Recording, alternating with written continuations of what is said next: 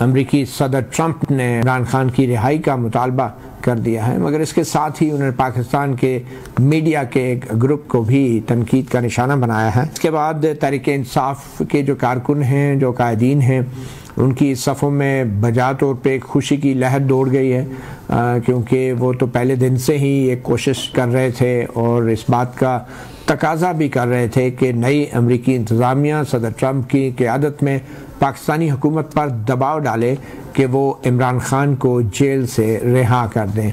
इसी वाले से हम गुफ्तगू का आज के प्रोग्राम का आगाज़ करेंगे। हमारे साथ इस्लामाबाद स्टूडियोज़ में मौजूद हैं सीनियर जर्नलिस्ट साकिब बशीर। बशीर साहब, आप भी हमारी अदालतों को कवर करते हैं। शजरा तो कह रही हैं कि इस्टेब्लिशमेंट को कोई फ़र्क नहीं पड़ता, हुकूमत को कोई फ़र्क नहीं पड़ता, बल्कि शायद खटक साहब भी कह रहे हैं कि पीटीआई भी जो है कोई उनका इंतज़ार नहीं कर रही है अमेरिका का।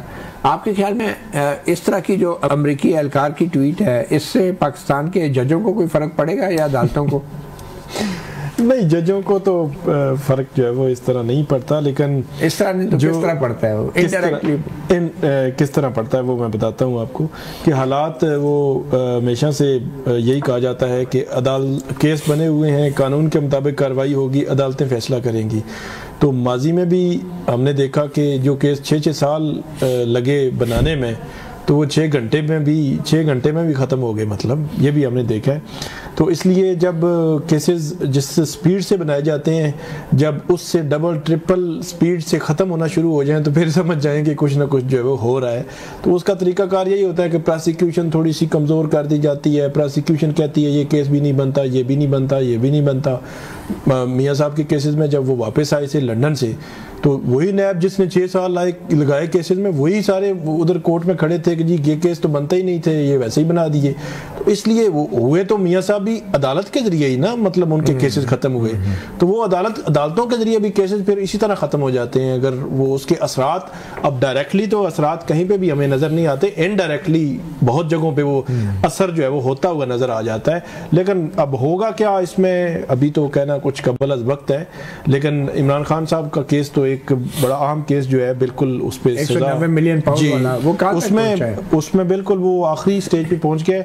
उसमें नैब ने आर्गूमेंट्स कर दिए हैं फाइनल, और जो इमरान खान की टीम है, लीगल टीम है, उन्होंने कल करने हैं। तो कल और चंद दिनों में उसमें तो फैसला हो जाना है।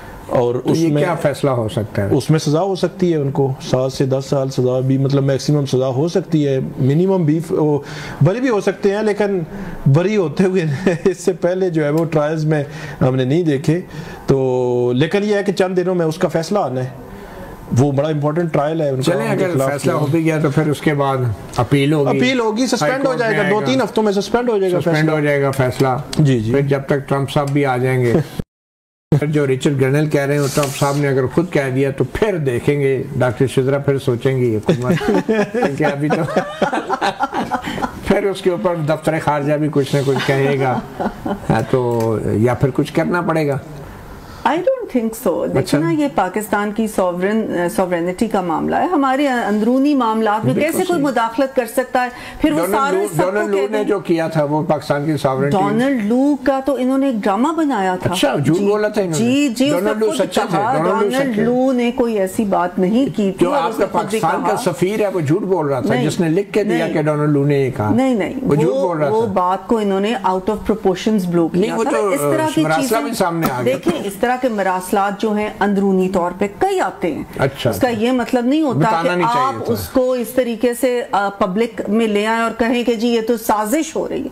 ये साजिश नहीं होती, ये आपस में मुल्कों की उसको कह लें कि बातचीत होती है, उनको बताते हैं, एक दूसरे को बताते रहते हैं। इसमें ये कोई अजीब चीज नहीं। लेकिन फिर उसको एहतजाज क्यों किया गया? फिर उसको सफीर को बुला के इन्होंने इस तरीके से उसको ब्लो आउट ऑफ प्रोपोर्शन किया, इस तरीके से उसको इन्होंने प्रेजेंट किया कि नहीं, हमारी में मजबूरी नहीं थी, वो हमने इन एनी केस करना था, लेकिन उसको इस तरीके से पब्लिक तो नहीं करना था, या उसको ये तो नहीं कहना था। ये डिप्लोमेसी के असूल होते हैं, डिप्लोमेसी का एक तरीका होता है। चलिए ठीक, एक छोटी सी ब्रेक लेते हैं। ब्रेक के बाद बात करेंगे कि पाकिस्तान तहरीक इंसाफ की तरफ से मुज़ाकरात का अमल तो शुरू हो चुका है और इमरान खान ने भी 2 बड़े मुतालबे सामने रख दिए, मगर PTI के ही एक रहनुमा शेर अफजल मरवत, उनकी तरफ से एक नया फार्मूला भी आया है, उस पर बात करेंगे।